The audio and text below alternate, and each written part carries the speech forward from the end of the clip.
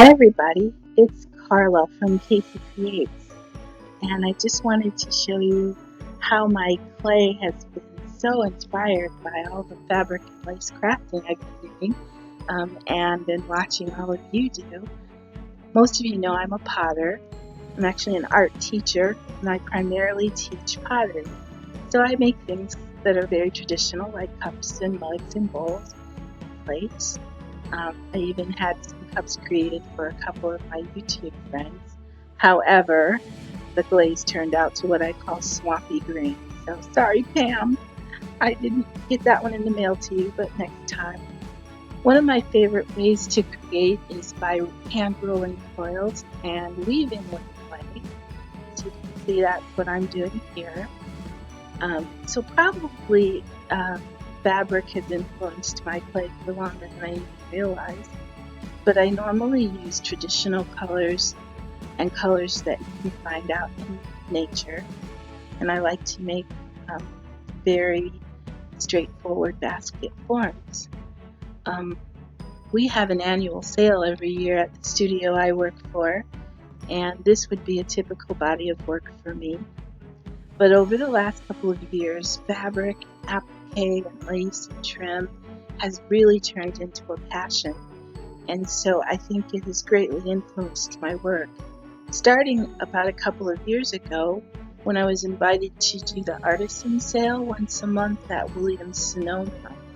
And so some of my colors changed to more of a antique white country kind of look, as you can see here with the woven basket form. So I've got more of a, I'm going to say, kitchen-y look to my pieces now, which I really am happy with. But like I said, lots of fabric and lace trim now has caused me to even take it a different direction. Over the last year, my mom's been really ill, and it's been a trying time, and I wasn't even sure I was going to do the sale this year. So I sat down with the inspiration of some of the projects I've been working on, and lots of you in mind. This is a pillow made by Ruby. She always uses lush textures and fabrics. And I decided if I create new work, I'm going to use the inspiration I've gotten from my fabric work. And so I just rolled out clay and textured it much like a piece of fabric, rolled foils, and just started creating little forms out of textured clay. And I just started having the best time. So here I decided to show you a vase that I created, and I'm calling it a double-sided bud vase.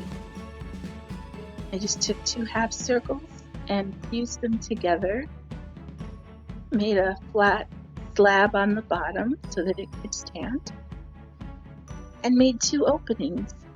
And then I took those Wilton cake decorating fondant molds, which I used to consider kind of cheating, but when you really work with them, it takes a lot to get the pieces out. So I decided I would just make a whole load of embellishments. Here I'm creating my own little bow, and I just sat and putzed and layered and decorated much like I would do if I was creating a lace journal. I ended up having so much fun, and I just kept creating.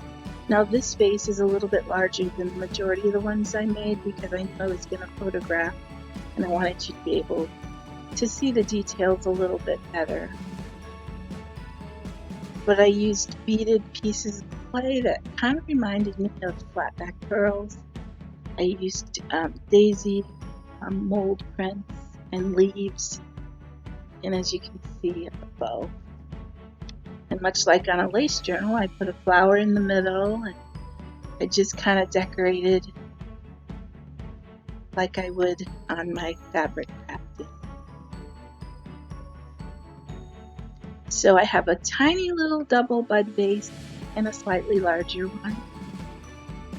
And it was all inspired by the wonderful crafting that I see here on your channels and the crafting that I've been able to do over the last year and a half. So it ended up turning into a really therapeutic kind of project for me, and I just thought I'd share it with you.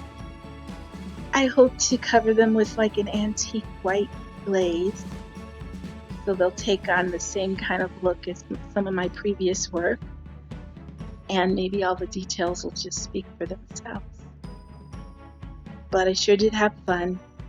I just wanted to show you that I've gone from this to hopefully an even more exciting body of work. I hope everybody's having a good time crafting, and I will be back again with some more videos. Thanks for watching.